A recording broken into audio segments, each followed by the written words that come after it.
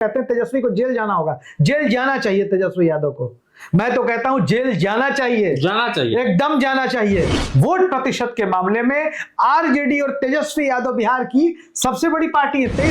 मुझे तो नहीं लग रहा कि तेजस्वी यादव बुरे दौर से गुजर रहे हैं। बुरे दौर से गुजरते तो इतनी लंबी छुट्टी बिताने थोड़ी ना जाए। तो तेजस्वी यादव को वही करना चाहिए जो बाकी के विपक्षी नेताओं को करना चाहिए। बार बार लगता है कि केंद्रीय एजेंसियों का वो दुरुपयोग कर रहे हैं। कि सरकार थी, doctor Manmohan Singh prime minister थे, तो सुप्रीम कोर्ट ने सीबीआई को तोता कहा था सरकार का। और ममता बनर्जी जिस प्रकार से रौद्र अवतार में आती हैं, रौद्र रूप में आती हैं, ऐसा किसी विपक्षी नेता को नहीं देखा गया था।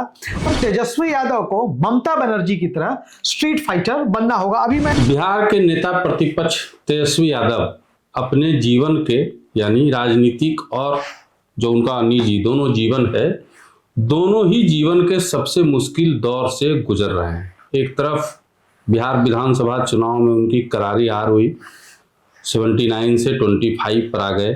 दूसरी तरफ परिवार में टूट हो गई, भाई जो है दोनों एक दूसरे को देखने के लिए भी तैयार नहीं है।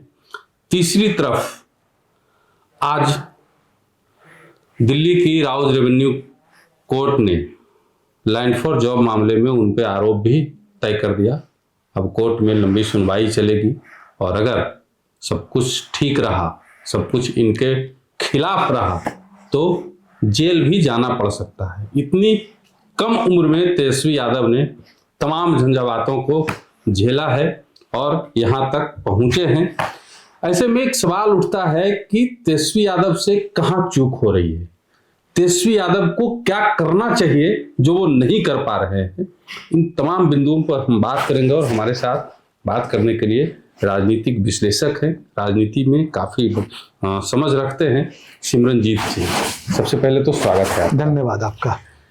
तेजस्वी यादव बुरे दौर से गुजर रहे हैं, ऐसे में क्या लगता है आपको तेजस्वी यादव से कहाँ चूक हो रही है, क्या मिस कर रहे हैं और उन्हें क्या करना चाहिए?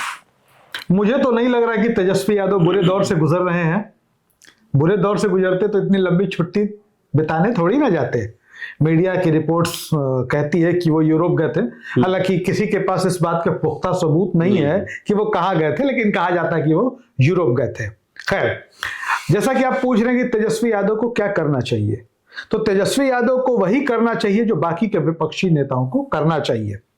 और तेजस्वी यादव के जीवन की एक बड़ी उपलब्धि है कि तेजस्वी यादव की उम्र 35-36 साल के करीब है। 3 बार वो एमएलए हो गए, 2 बार उनको उप मुख्यमंत्री बनने का मौका मिला और इसी उम्र में वो विपक्ष के नेता भी हैं। विपक्ष के नेता का दर्जा कोई साधारण बात तो होती नहीं है। बहुत सारे लोग तो मुखिया और वार्ड पार्षद बनने के लिए तरसते हैं, जिस उम्र में तेजस्वी यादव ने इस मुकाम को पा लिया है। देखिए निशिकांत जी, चीजों को समझने की जरूरत है। तेजस्वी यादव को एक बात समझनी होगी कि तेजस्वी यादव की हार को, जो विधानसभा चुनाव में उनकी जो करारी हार हुई राष्ट्रीय जनता दल की, उनकी नहीं, वो तो तीसरी बार एमएलए हो गए, हैट्रिक लगाई उन्होंने राघोपुर से ही।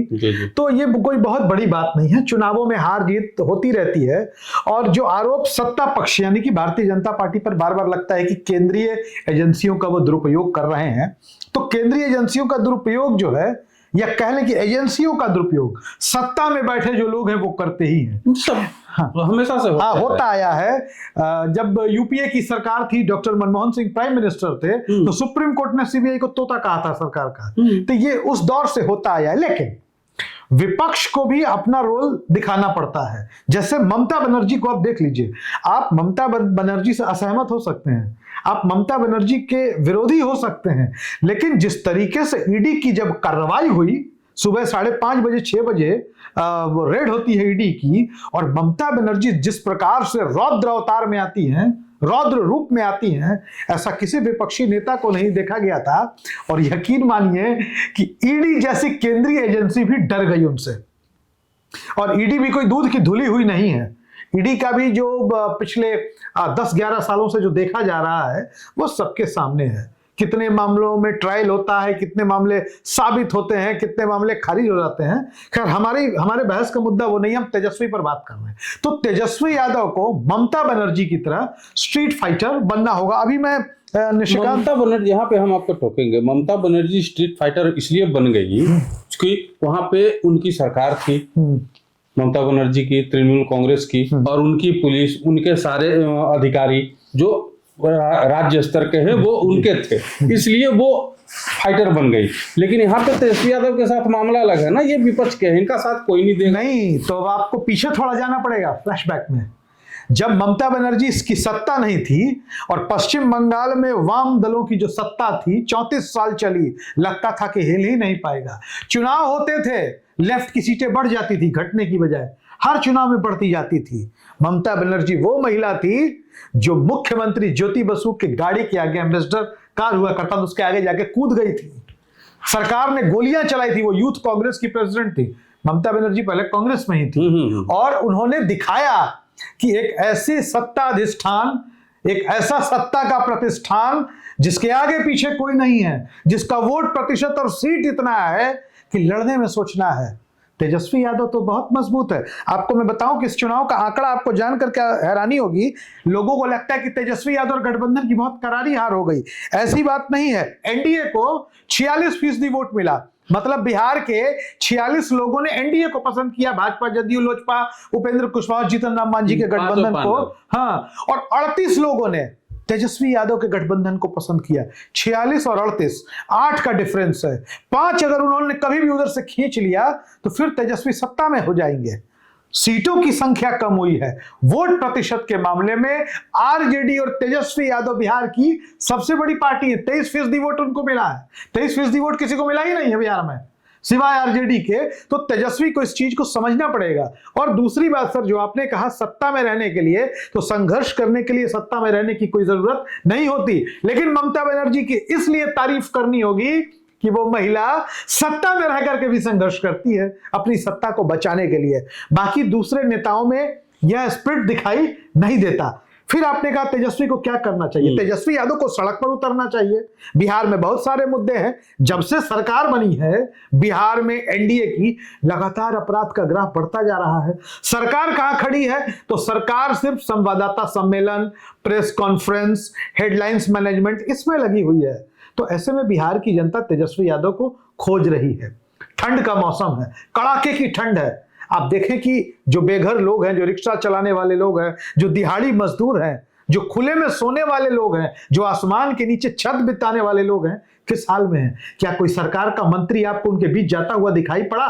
क्या बिहार सरकार का कोई मंत्री, कोई अधिकारी आपको दिखा जो कम से कम जाके रेहड़ी वालों से पूछे, फुटपाती दुकानदारों से पूछे, खुले आसमान के नीचे रात गुजारने वालों से पूछे कि आप कैसे हैं, आपके पास कंबल है भी या नहीं, अलाव जल भी रहा है या नहीं, रैन बसेरों की स्थिति ठीक है या नहीं? ये काम तेजस्वी को करना चाहिए। तेजस्वी यादव को यही करना पड़ेगा। तेजस्वी यादव के सामने दूसरा कोई रास्ता नहीं है। आप कहते हैं तेजस्वी को जेल जाना होगा, जेल जाना चाहिए तेजस्वी यादव को। मैं तो कहता हूं जेल जाना चाहिए, एकदम जाना चाहिए।